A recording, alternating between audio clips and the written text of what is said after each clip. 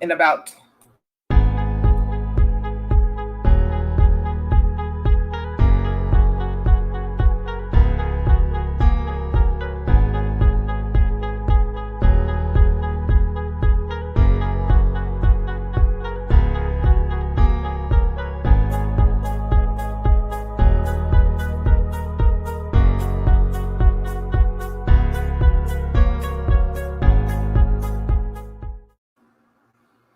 and good afternoon. I'm Sabrina Lamb, the founder and executive director of the World of Money, the leading provider of immersive youth and entrepreneurial financial education for children ages 7 to 18. So wherever you're joining us for the next few minutes, we have amazing visionaries to join with you to share their insights regarding this thing called work.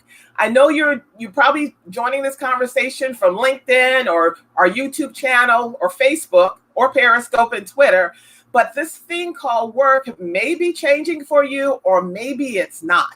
So let's bring our first visionary to the stage. She is Doria Ball. She's the founder and president of Global Ballance. Ballance, Doria Ball, Ballance. Don't know why that trips people up. And just for transparency, everyone, all these visionaries are my friends. So I'm so glad they're here today. But let's give Doria and all of our visionaries their proper introduction. So Doria Ball is the founder and president of the Global Ballance Group, GBG.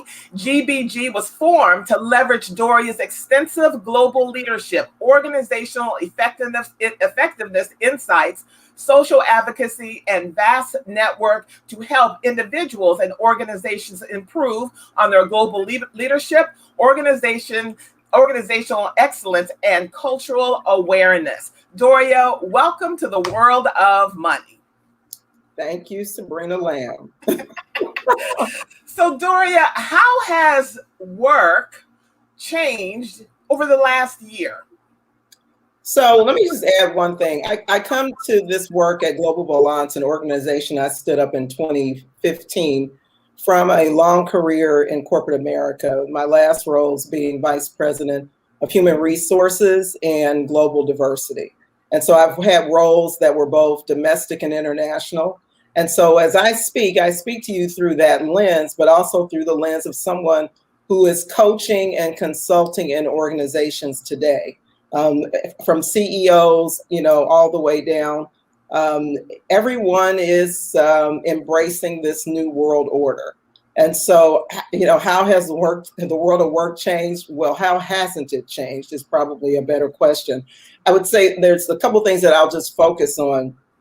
And there's a great article in Indeed, I think it's September 2020 is the article where it talks about 12, management challenges, and I would encourage you to check that out.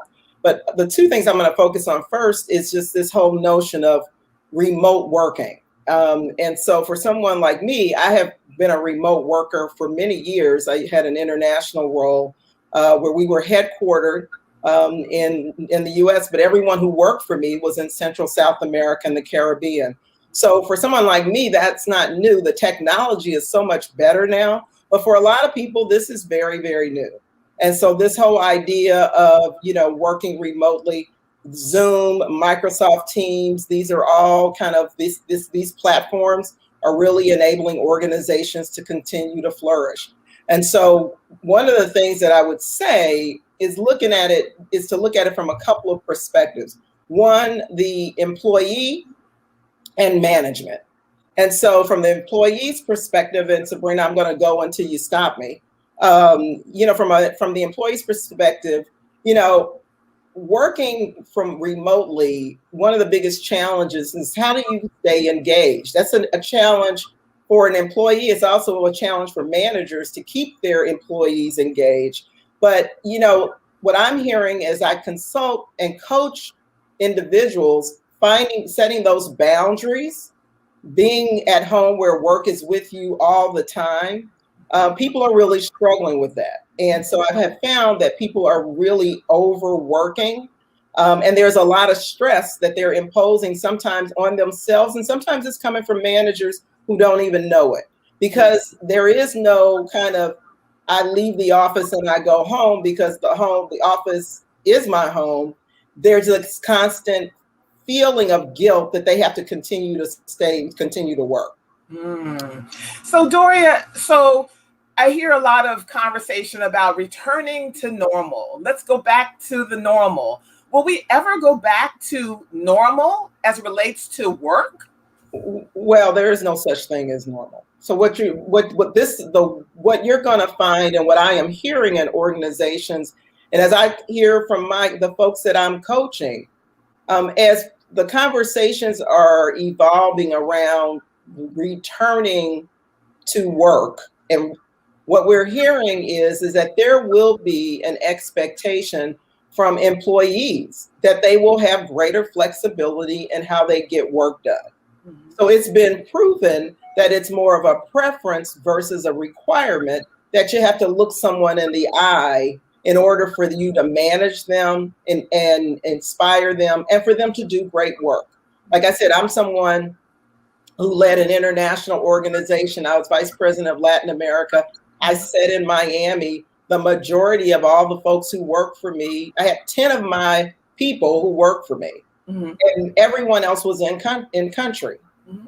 And so, but they still work, they still did their jobs, performed their jobs at very high levels. I mean, one of the things is that leaders and managers will have to get their minds around, and I think this is the thing, one of the growing pains of this whole kind of new remote working experience is this notion of trust.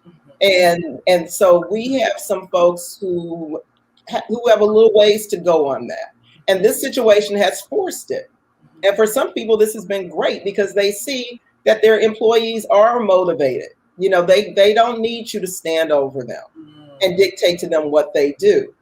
However, where you have situations where the employee is not necessarily living up to that contract, it's imperative that the manager deal with that accordingly quickly, because everybody is watching, and you don't want to then somehow have your trust diminished for the larger group because you have one person who may not be showing up the way that they should.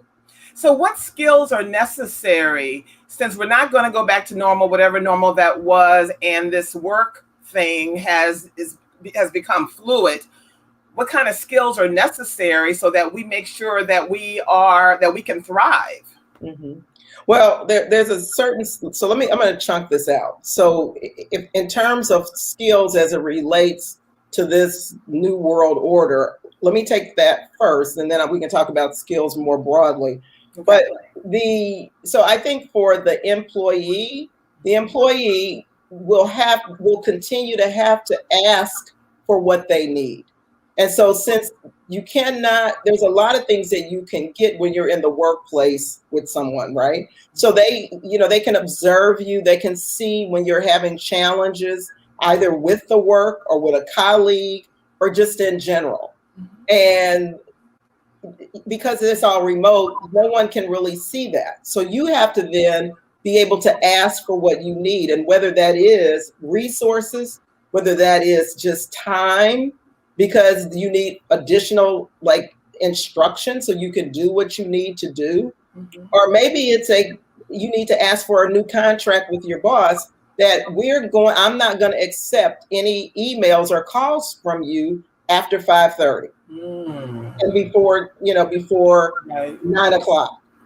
So one of those boundaries that is that contracting skill, I think, is new for some people. Shouldn't be, but it is. Mm-hmm. So being able to do that, and I think that for the manager, there's probably maybe even a longer list, and I would say there's probably other skills. But for the manager, I think the manager has to be more cognizant of how they show up for their people. Mm-hmm. And so, because again, you're not in the workplace with them, and so you have to then ask for how they're doing. I mean, checking in with them to see what's going on. Mm-hmm. This whole, when we talk about remote working, that's one thing that's turned work on its head.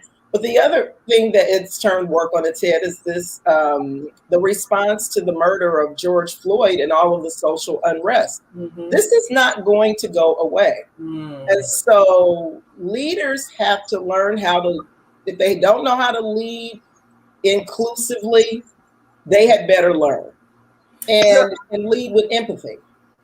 Absolutely. Thank you. And joining us in the chat is Ty Abrams. She says the world of work is absolutely changing. Remote work is the future. Setting boundaries is so hard. That is so true. Feeling guilty and then working continuously as a result. She also says employees will want more flexibility around how to get the job done. They prefer remote work. And then she says the employee will have to ask for what they need in the form of resources, time, or support. It is important to establish those boundaries and advocate, develop newer contracts. What are your thoughts on that, Doria? She just reiterated everything I said. So I think my work here is done. Well, don't go anywhere yet. Let's have an international perspective. And joining us all the way from Nairobi, Kenya, another great friend, and I'll be changing the banner shortly. She is Nathalie Ngatia. She is from Nairobi, Kenya, and she's the head of strategic partnerships and alliances from Standard Chartered Bank. Thank you so much, Nathalie, for joining us. How are you today? Hi, everyone. Hi, Sabrina. Great to be here. Really enjoying the conversation so far, and I'm really just glad to be here. It's 7 p.m. here in the evening, so we're winding down our day. But yeah, feeling good. So how has work changed in Kenya and many African countries in the last year? Wow. I think it's pretty much what Doria has said. So the trends that we are seeing in Europe, in the US, in the Asian markets continue to happen as well in Africa, and particularly in the key cities. So very quickly we saw, if you remember, sorry, I'll take a step back. If you remember, Africa was sort of at the tail end of experiencing COVID. So it took a while before COVID actually hit the continent. But once it started, because of the population density and the fact that maybe we were not as prepared as other jurisdictions, then governments went into lockdown. So the entire Africa had some sort of sanctions to ensure the well-being and safety of their citizens, with the exception of probably 3 countries, that's Togo, Tanzania, and I believe there was one more, I don't remember, I think Malawi. So what we saw happening very quickly in the cities was work from home mode became normal. The use of new technologies, all these novel devices to enable individuals to work from home quickly came to be. People forgot about the 9 to 5. The hours became blurred, just as Doria has mentioned. Sometimes you're seeing people working from very early in the morning right up to 10 in the evening, which is a dangerous scenario. Again, the conversation about setting barriers and being self-disciplined needs to be something that we keep continuing to have. When I look at Africa specifically, I think what COVID did was really expose the socio-economic gaps in our economic communities, in our communities. And very quickly, we were able to see the high income earners, middle income earners transition into work from home quite seamlessly. And then those who are not well paid struggled, because you're now at home 24/7. You have to have your electricity on. You have to pay for your internet. You probably were getting meals from your employer, or having a free cup of coffee or tea or whatever that is. So the cost of living or the cost of utilities in the home has, of course, increased. We've also seen the trend, again, not uncommon to other countries, is women taking the brunt of working from home. And I think this is very acute in Africa because of our culture. Traditionally, African men do not step into the kitchen. Very few would do. Maybe the very young, the millennials. Traditionally, African men will not help with cleaning up the house. They could help with children, etc. So what we are seeing is the women have had to maintain their work ethics, continue having to work while taking care of their home and the children. And that has been, we're seeing a lot of women now starting to look at alternative options for work, scaling back to look at partial or part-time sort of work opportunities, or even subtle things like not being not aggressive, but not looking out for stretched roles or stretched goals or extra projects because they have a lot going on at home. I have to mention that from going back to the skill set very quickly, what we're seeing is a shift in the way employers and management is looking at the workforce. So first of all, in terms of recruiting and trying to identify who are your high-performing individuals, these are individuals with skill sets that allow them to be transferable skills. So that can move from one role to the other. So the idea of having specialized skills is slowly diminishing.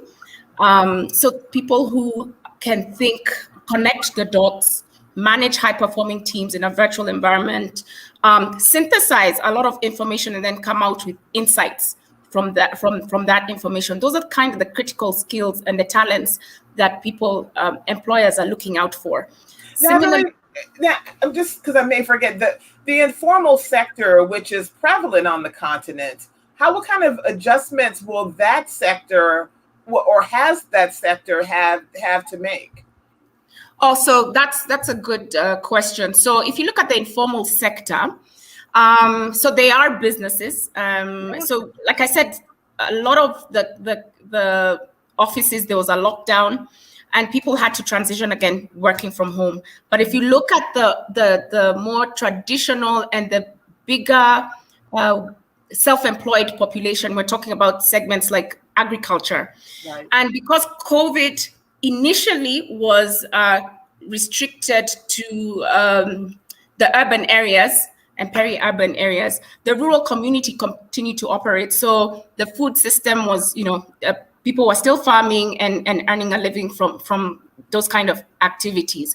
But eventually it did catch up.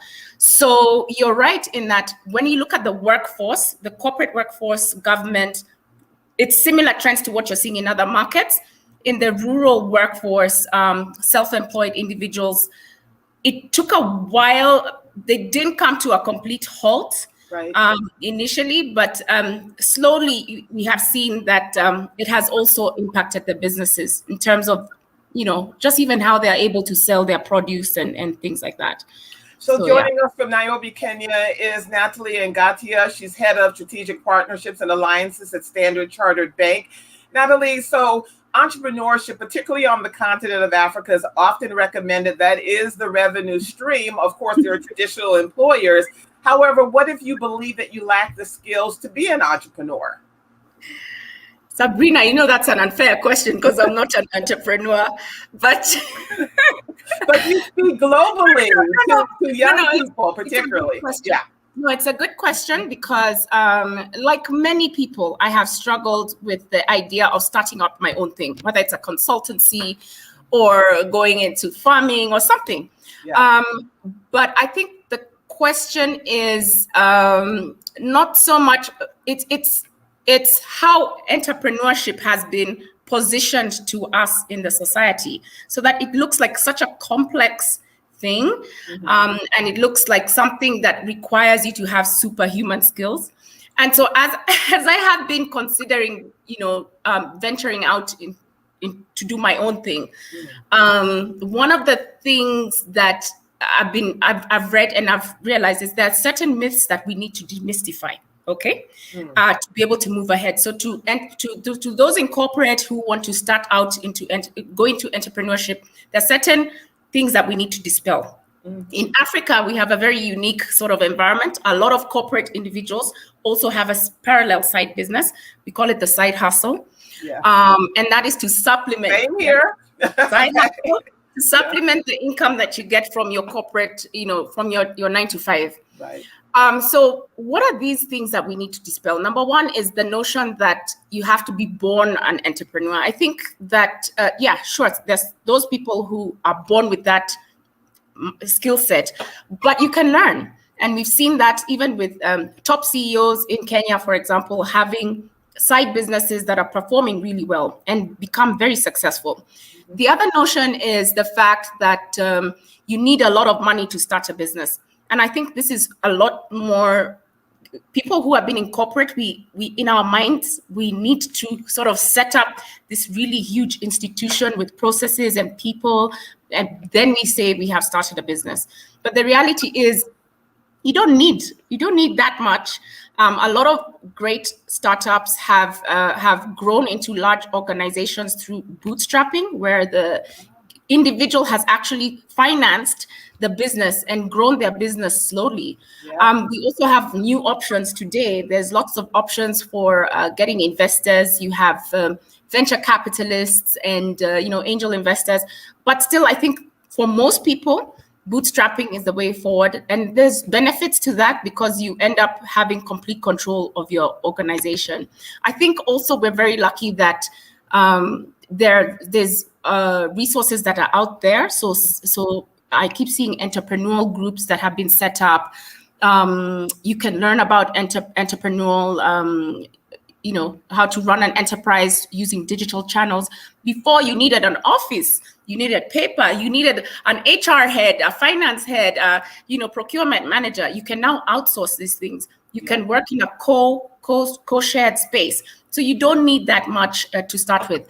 I think what people need to dispel and to start realizing is entrepreneurship is about grit. It's about persistence and staying the course even during a difficult time. So, I should probably be taking my own advice, but the advice I would give those who want to step into entrepreneurship. I'll send you the recording of this, okay? So you can listen to yourself. Can you tell us how are companies, corporations in Kenya investing or how have they invested to provide economic opportunities during the pandemic? So great. So maybe I'll start with how companies have invested and to create economic activities to ensure the business continued, business continued. Mm-hmm. First and foremost, companies went into settling their people to working at home, helping them to transition to a work from home environment. Giving them the tools necessary to do that. So laptops, giving them the software that's required, the connectivity to central servers, etc.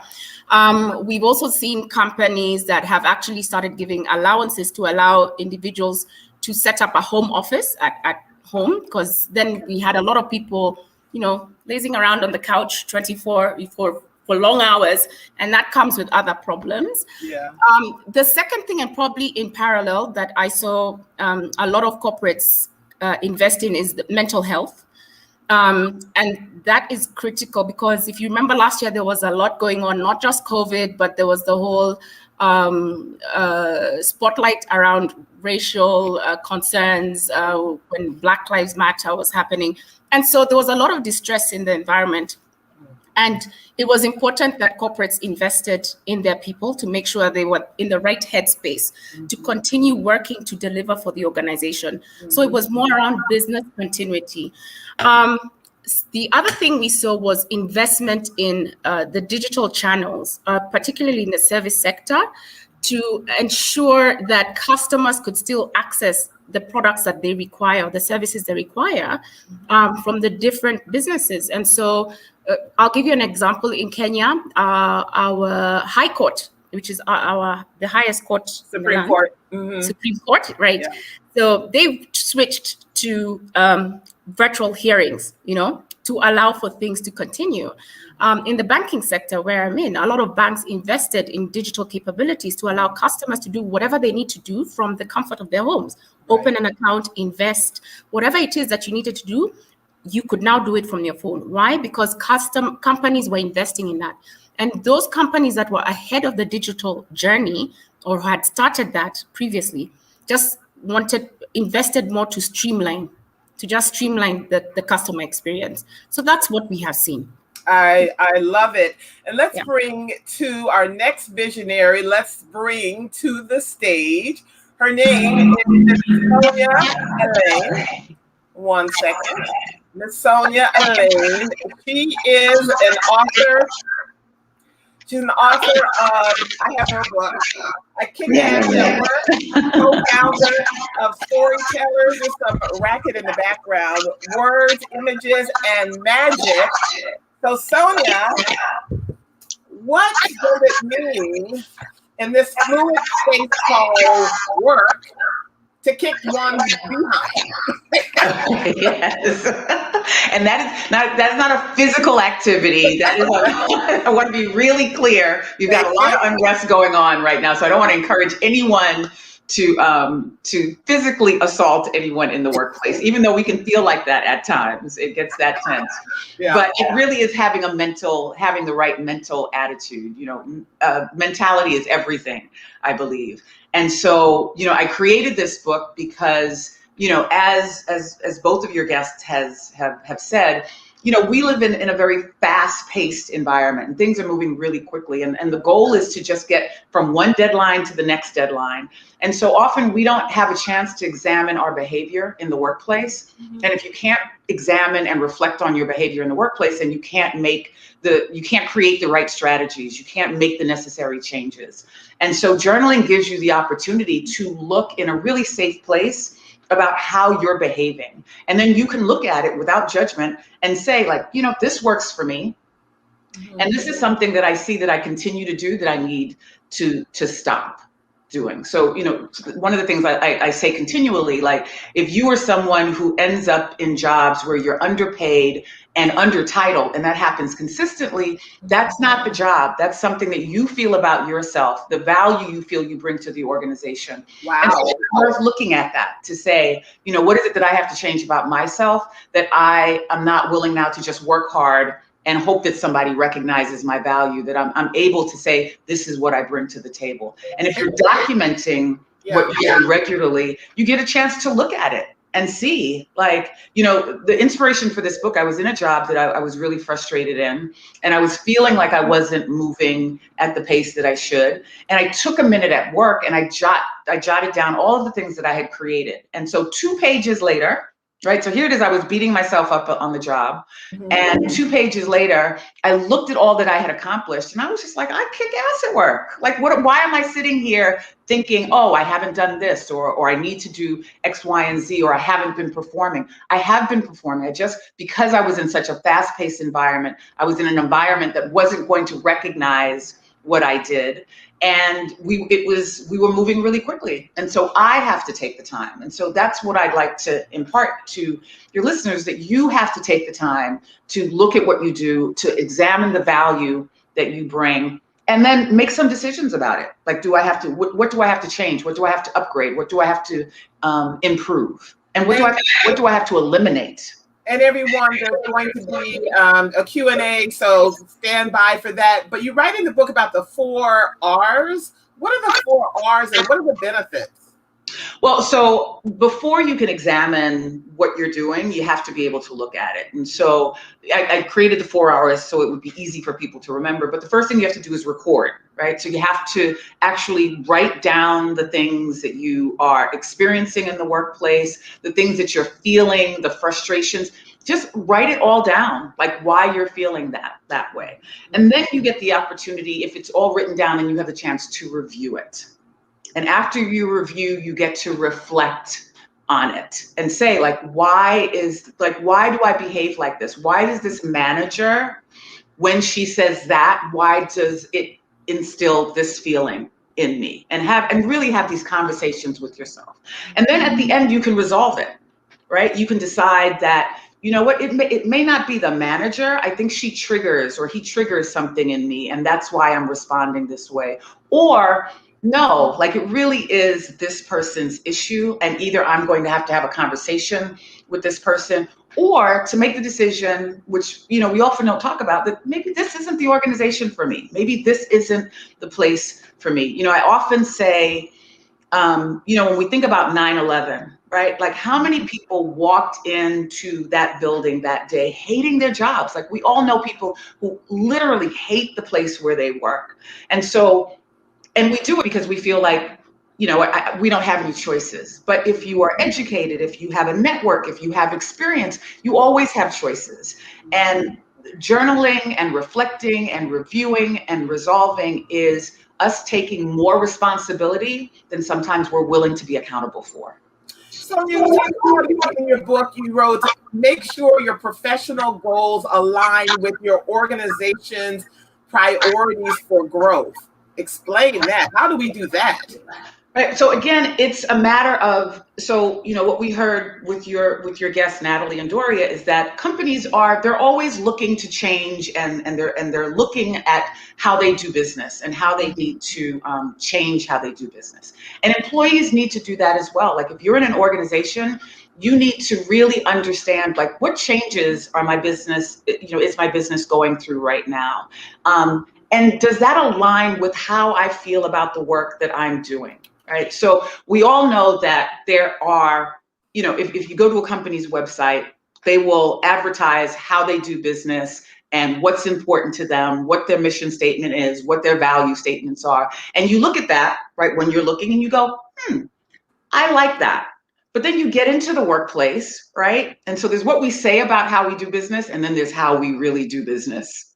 And we have to be honest with ourselves if we're in environments that we like the way they do business. Do I feel good? You're going to have challenges. You're going to have struggles. You're going to have disagreements. I'm not talking about that. But fundamentally, am I in alignment with how do these people treat their customers? How do they really treat, how are they responding to things that are happening socially?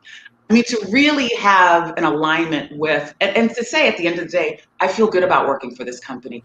And yes, there's things that I'm frustrated with that I like to see done better. There are aspirations that I personally have for my growth here. But this is a place that I can see that I can work with. I can grow here, and I can feel good about doing that at the end of the day.